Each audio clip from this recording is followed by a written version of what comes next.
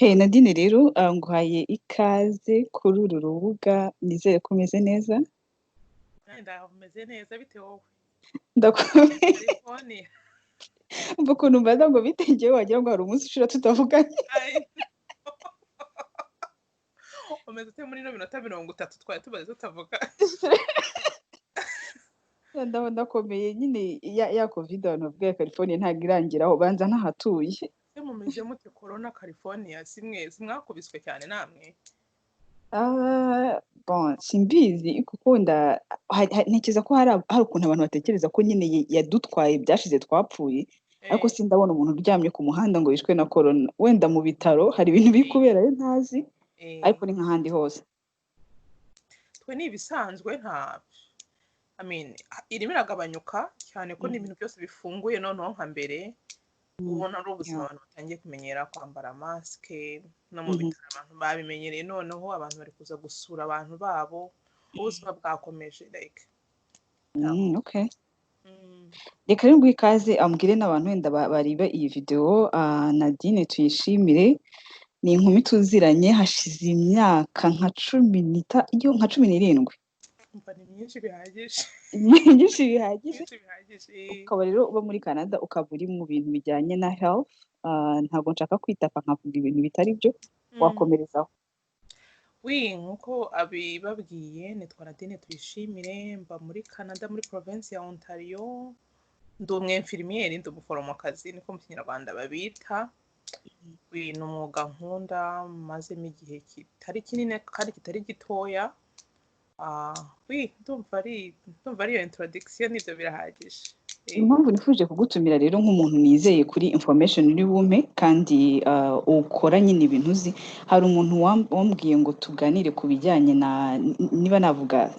sex cyangwa imyororokere ariko cyane twibanda kuri partie y'abahungu kubera ko imibare y'abakobwa batwita iragenda yiyongera kandi buri gihe societe imenyereye ku blaminga abakobwa nk'aho ari bo nyine bireba byonyine nk'abariho bazitera arambwiye ati ntabwo byashoboka kuzana nk'umuntu uri muri iyo field wabivugaho niyo mpamvu rero nashatse kuguha ikaze hano ndagushimiye murakoze cyane ndishimye kubana namwe ndabanza nkubaze ubundi umwana akura n'iryari biri safe gukora sex bwa mbere yaba ari umuhungu cyangwa umukobwa yaba ari umuhungu yaba ari umukobwa kuba biri safe ubwo iyo safety nayo turabanza tuyidefinise biri safe ku buryo yakora sex ntagire icyaba biri safe ku buryo yakora sex ntatwite iyo safety nayo no kubanza kuyumvikanaho kuko n'umwana w'imyaka 5 ashobora gufatwa ku ngufu ntabwo biri safe yaba ni 10 yaba na 12 utwana tw'imyaka 10 dushobora gukina iby'abana bagakora sex donc ntabwo biri safe nta nubwo ari byiza so wenda safety aho ngaho ko nayidefinisa navuga ku imyaka ku buryo abana bakora sex ntigire icyo yangiza ku myanya yabo ndangagitsina cyangwa se ntagire na resulta zivamo zititeguwe usibye ko resulta ku myaka yose zagira as long as abana bageze muri puberty rero puberty ku mwana w'umukobwa itangira kare hagati y'imyaka 11 na 12 abonye imihango bwa mbere ku muhungu nabwo igihe yatangiye kwiroteraho bwa mbere nabwo biterwa abagira precocité hagati y'imyaka 12 stile nabo na 14 rero navuga ngo safety byaterwa n'icyo dushaka kwiyitaho ngaho ariko ubundi ubushake bwo kuba umwana yashaka gukora sex bitewe n'izo hormone zatangiye kuba produit mu mubiri zitangirana na puberty kuri iyo myaka tumaze kuvuga urakoze cyane ko nanjye ndimo ndiga impamvu nenze nyimo wenda akantu ka safety nuko hari ukuntu bajyaga bavuga mu Rwanda ngo abantu abanaba ngikoze sex nabo ngo ntabwo urwara umugongo ngo abantu abanaba ngo ntibarwara sida ikindi kintu cyiza uvuze uti umwana w'imyaka 5 n'itandatu yakora sex hari ukuntu wenda haba hari abantu bumva ko wenda umwana w'imyaka 8 9 aryamanye n'undi w'imyaka 10 adashobora kwandura sida sida barayanduye bose bari batoya suppose barayivukanye cyangwa barayanduye ku bundi buryo cyangwa izindi ndwara bashobora kuyandura nubwo bwose sida wenda iyo tugeze ku bintu bijyanye n'imibonano mpuzabitsina tuba tuvuga ku masohoro yego hariho yagira ariko noneho habaho n'iyindi voix yo kuba noneho habaho nk'agakomere yego so ntabwo wavuga ngo ntabwo bayandura kuko nyine sex ni voix kabisa imyanya ndangagitsina n'ahantu hari open bihagije ku buryo byoroshye kuba umwe yanduye yakwanduza undi byoroshye. okay urakoze cyane tubwire muri makeya ubundi cycle menstruelle imeze ite y'umukobwa? cycle menstruelle y'umukobwa uyireka tugerageze kuvuga ikinyarwanda cyane wenda babyita ukwezi k'umugore ukwezi k'umukobwa ibintu nk'ibyo ni iminsi ni ukwezi kubarwa bahereye ku munsi wa mbere umukobwa cyangwa umugore yagiriye mu mihango kugera ku wundi munsi azongera kubonera imihango ikurikiyeho. Rero ni ikintu cya mbere cy'ifatizo mu bijyanye n'ubuzima bw'imyororokere kuko niho haherwa habarwa igihe umukobwa ashobora kororoka gutwita noneho kikaba ari n'igihe kidetermina donc kugira imihango bwa mbere urumva ni ikintu kigaragaza kuri muzima ko imyanya yawe irimo gukora donc navuga ni ikintu cy'ibanze buriya n'igihe cyo gutwita kugira ngo babare ngo inda ifite amezi angahe umwana afite ibyumweru bingahe mu nda bahera ku gihe uherukira kubona imihango bwa nyuma donc ni ikintu navuga cy'ifatizo ku bintu bijyanye n'ubuzima bw'imyororokere bw'umugore. Ni ibintu rero abantu bagomba kumenyaho ubumenyi buhagije cyane cyane abakobwa n'abagore birumvikana ku bijyanye no kumenya kwirinda inda batateganyije cyangwa se of course n'abashaka gusama kumenya ko ni ryari ndi most likely gusama umwana igihe mbishaka. None se nk'ufite uko kwezi k'umugore ariko guhindagurika we abarate aho ngaho rero haza mu mate kabyito ubundi ukwezi bavuga kuri normal gusanzwe ni iminsi 28 donc ukajya mu mihango ku itariki ya mbere y'ukwezi n'urugero ukazongera kubona iyindi ku itariki 29 z'uko kwezi ngaho ni ukwezi kuri normal kudahinduka ariko abantu bafite ukwezi kw'iyo minsi 28 kudahinduka na gato n'abantu kiri bakeya kwijana ntabwo nzi percentage ariko ni bakeya ushobora gusanga wageze 28 kuno kwezi ukazagira 26 gukurikira 30 bikivanga gutyo. Rero kugira ngo ubare iminsi iri safe kuba wakoreraho sex ntusame determina iminsi yawe y'uburumbuke bisaba kugira ngo wihe igihe tuvuge ubare nk'amezi 3 cyangwa 4 uvuga uti ngiye kurekodinga ngo cycle nagize uko kwezi ni iminsi ngahe uzakurikiraho ni iminsi ngahe uzakurikiraho ni iminsi ngahe ariko anje hari mbere yuko tujya mu mibare myinshi ubu igihe cy'umuntu cyo gusama aba ari iminsi 14 mbere yuko yongera kubona imihango ikurikiyeho. Kuri uko kwezi normal ni wagize iminsi 28 y'uko kwezi igihe uri most likely gusama ni ku munsi wa 14 yego kwezi ariko none ikindi kintu umuntu aba atagomba kwibagirwa nuko niba ukoze sex wenda no ku munsi wa 17 n'urugero iyindi fact abantu bagomba kwibuka nuko igihe waryamanye n'umugabo intangazi zishobora kukumaramo iminsi 5 zitarapfa intangangabo muri icyo gihe zitarapfa rero bisobanuye ngo ushobora gukora sex ku munsi wa 11 kandi wenda uzagira operation ku munsi wa 14 izo zategereza kugeza igihe igira izasohokera igira izasohoka zigihari zigitegereje so ni ukuvuga ngo aho ngaho nayo ni fact abantu bibagirwa ugasanga umuntu yabaye wise cyane ati nabaze akamanuka kizibabwe bikanga kuvamo abantu bagomba kwibuka ku cyo wabajije cy'ukwezi guhindagurika cyane nakubwiye bisaba ngo wihe nk'igihe cy'amezi 4 urecording noneho muri icyo gihe wabaze niba ufite iminsi 30 handi 31 handi 28 ufata ukwezi wagizemo iminsi myinshi iminsi myinshi tubure wagize cycle y'iminsi 32 noneho uko kunini ugutoya ugira 26 icyo gihe urafata iyo 32 y'ukwezi kunini ukure mu mubare 11 umubare niki kure mu mubare 11 ugura iminsi ngahe 21 noneho ufate na kwa kwezi gutoya wagize ni 26 ukore mu mubare 18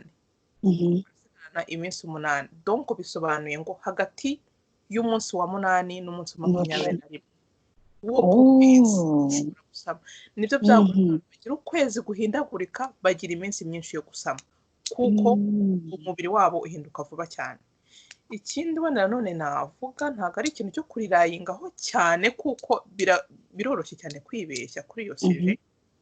kubera yuko ibintu bihindura cycle menstruelle ni byinshi cyane udafiteho controle emotion udafiteho controle ibiryo wahinduye climat byinshi mpamvu kubijyanye no kwirinda gusama kubara ntago ari metode wakwizeraho cyane unless ufite ikindi kintu ushingikirije. Reka tujya ku buryo buri bushobora bwizewe bwatuma noneho uvuga uti ndirinze ku bijyanye wenda no gutwita cyangwa se n'izindi gutwita reka twibande gutwita. Uburyo bwizewe tugaruke ku bana b'abakobwa reka mbere bwa mbere uribuka tukigira amaklabu antisida barakubwira ati banza wifate wifate yaka ureke Yesu abari wo gufata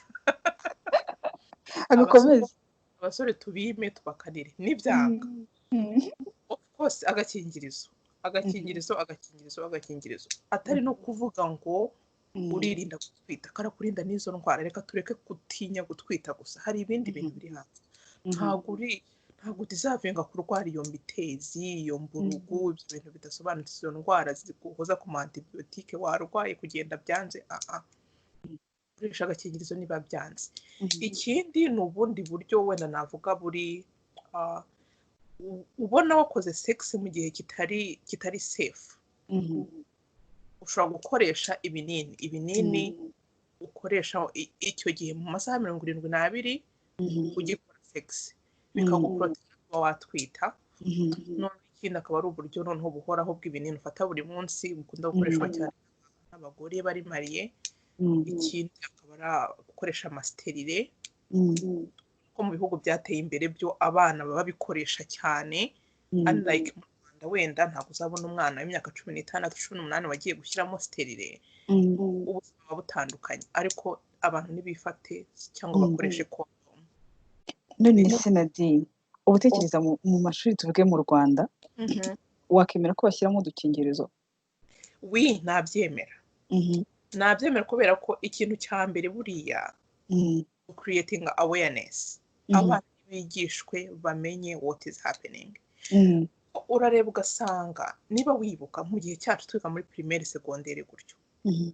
igihe cy'amaklabu antisida twabaga dufite amasloga dusubiramo ngo kubanda cyabyiva ngo kwifata ubudahemuka agakingirizo ibintu ntabwo byafashe ubusa to be honest. Abana barimo kwiga ubu ngubu ntabwo nzi niba abarezi cyangwa se inzego zishinzwe zumva abana bose bafite kujya cyangwa kubyumva kuri radio cyangwa kuri televiziyo. Abana nibigishwe uko agakingirizo gakoreshwa of course babanje kwigishwa kwifata ariko bigishwa n'izindi alternative. Nta kibazo tubonamo kuba bafata icyumba cy'ishuri cy'inyongera bagashyiramo izo devices kuko still n'ubundi kutazishyiramo birangira abana bagize gute bamurukira aho inda zikiyongera zikiyongera ugasanga ni nako kundi banabashuka kubera ko atanagafite ugasanga nyine agendeye aho ngaho kuvuga ati ntako naje mfite cyangwa se ndakibagiwe cyangwa se nkibagiriwe tukavuga ko yakibagiwe amuhi. Ubayise ushinzwe nk'ubuzima mu Rwanda nicyo wumva cyakorwa kugira ngo iyi mibare igabanuke? Ikintu cya mbere nakora ikintu cya awareness ntabwo kiraba ikintu gifatika. Babivuge bavugisha ukuri babivuge batomoye umwana w'umukobwa umubwira uti watangiye kujya mu mihango ubu ngubu uri capable gusama. Ikindi nanone abana b'abakobwa cyane nibo nibandaho kuko nibo barangiza babaye victime y'ibi bintu byose. Abana bigishwe gushimishwa n'ibintu bikeya bafite mu buzima busanzwe bwo kubaho. Ikindi kwikorera no kwigira kugira mindset yo kwigira kuko urabyibuka cyane twakoranaga trips n'ama campaign tukaribaza abana bagira umwana ngo umumotara umunyenga amugurira amandazi yego amugurira kotegisi ukibaza uti umwana utwisinda at expense ya kotegisi 800 n'amandazi bibabaje cyane n'ibintu bibabaje amandazi ibintu nk'ibyo ngibyo cyane abana bigishwe abana baremerwe ubushobozi kandi n'ababyeyi bo ngubu bariho bigishwe byara abana bashoboye kurera kuko ni umwana utabasha kubona ayo mandazi yashakiye cyangwa iyo kotegisi ahanini usanga ari uko nawe ubwawe udafite ubushobozi kandi uracyari kubyara abandi bana byara imfura yawe iri kubyarira mu rugo kubera ko bayishutse naho abahungu bo turabwira iki abahungu nabo nk'uko umwana w'umukobwa yigishwa reka nabo tubigishe nk'uko ubwira umwana w'umukobwa uti ni akazi kawe nugiye ukaryamana n'umusore mutiporoteje uratwita n'umusore umubwira uti ni akazi kawe uzatera inda umwana w'abandi nawe abitinye yumva ko kuba umupapa mu gihe kitateganyijwe nawe bimugiraho risike ngo nuko we atazatwita inda ngo imurye atazabyara ababara atazonsa nabo bumve ko ari ikintu kibareba ikindi nabo bigiremo ikintu cyo gusapotinga abashiki babo niba ufite mushiki wawe uhuye n'icyo kibazo nawe ufite girlfriend ahandi hantu uzajya gutera ikibazo undi mwana w'ahandi bikina abantu bumva ko ari abakobwa gusa kuko nicyo nari ngiye kuvuga ndavuga nti n'abana b'abahungu bakagombye kwiga ibyo bintu byo kubara niba ufite kopine ukaba umukunzi nawe menya ukuntu babara bigenda gute kugira ngo utwite bimeze gute ubu ngubu se biri safe turakoresha iyi alternative bimeze gute niba mukundane muri ibyo byose niba ari amafuti mukora muyashime muvuga ngo byagenze gutya ikindi wenda hari abandi bantu bahura n'ibibazo b'abasingo mom deja stili bigaruka kuri cya kibazo cy'ubushobozi bukeya ukabona ibyago nk'ubwo ukabyara umwana wa mbere mu rugo hari ukuntu sosiyete yacu nayo itatworohereza iyo ubyariye umwana mu rugo ubuzima buhagaze uti nta mugabo nzongera kubona umugabo uzaza kundambagiza mfite umwana deja bizaturuka mu zihe nzira none ugasanga abasore nabo babiboneramo inzira yo kuza kukubeshya ati Bukize uyu mwana nzagufasha kumurera nzagukorera ubukwe ni ikintu gikomeye umuntu ko azagukorera ubukwe uhita wumva hahiye you know it agahita gushyira mu mwana wa kabiri ukawumubyariye naho ngaho mu rugo akaba aragucitse undi nawe akazaza nakubwira ati nzagufasha kurera abo babiri agashyira ugasanga umuntu afite abana 4 amaze kubyarira ubushobozi abakobwa bige kwigira uvuge niba wa mbere mubyaye reka nkore reka ncuruze reka nkore rero ikomeza ishyira imbaraga mu bintu cyane byo gucreatinga awareness amakampeni yongera akorwe niho n'abantu kubongerera ubushobozi n'ibitekerezo byo kwigira no kwizamura mu bukungu ni kenshi nkunda kuvuga nyine kuri Save Our Girls twakoranyemo cyane ntekereza kuri n'undi muntu ushaka kubikora yabikoraho dore bisigaranye umunota umwe muri make n'iki wabivuga wenda tubwe nk'umuntu uri mu bintu bijyanye na santé sinzi niba wanavuga concept niba hari umuntu ushaka kuyifata akaba yayifata sinzi ikintu wabivugaho ni initiative twashinze ngewe na Bukize hamwe n'undi mwana witwa Sonia ikintu cya mbere twakoze nyine ni ugucreating awareness y'abana b'abakobwa n'abahungu mu mashuri yo mu Rwanda tukagenda tukabigisha ubwo buzima bw'imyororokere kubara byose tukababwira noneho ariko ugasanga abana nta makuru bafite abana nta makuru bafite sujet reproduction uyiga nk'uko wiga indi cours yose ya mate ikarangira chapitre ikavaho akazi yindi abana nta makuru bafite ngo hari ingorane twagiye dusanga abana bafite ariko ni initiative nziza pe mu mashuri 7 twasuye nk'amashuri cyangwa 6 twasuye uko byamera kose niba ugiye ugatanga izo information ku bana 200 nibura ntabwo harabura abana 30 ubukijije naho yaba ari umwe at least rero twongereye awareness nuko abana bagoma kurokoka ikibazo cyaje ikindi bireke kuba ibintu muri santima zacu gusa ngo ngo imibare iri kwiyongera ngo basohoye statistique ngo birababaje okay biri kwiyongera what are you doing about it umuntu wese mu rwego rwe nashaka ikintu akora niba uzi abana bamushuka bamuha kotex kugira ngo aryamane okay vuga uti noneho uyu mwana ndamushakira kotex uramufashije abana nabo babyiruta ariko ntabwo ari ngombwa kuryamana n'umuntu kugira ngo aguhe kotegisi wakoresha alternative donc